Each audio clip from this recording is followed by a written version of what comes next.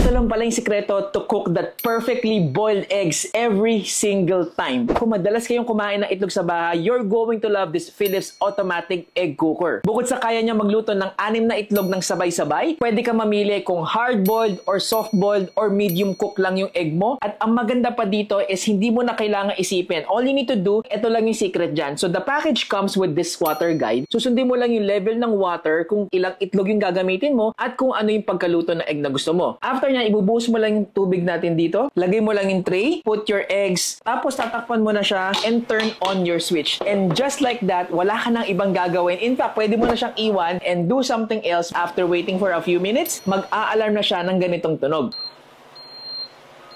And that is your sign that your egg is done. You can turn off the machine and then check your eggs. Ganun lang siya kadali. So again, whether you want hard-boiled or soft-boiled egg, susundin mo lang yung water guide dito. Nga pala, before I forget, this is not just for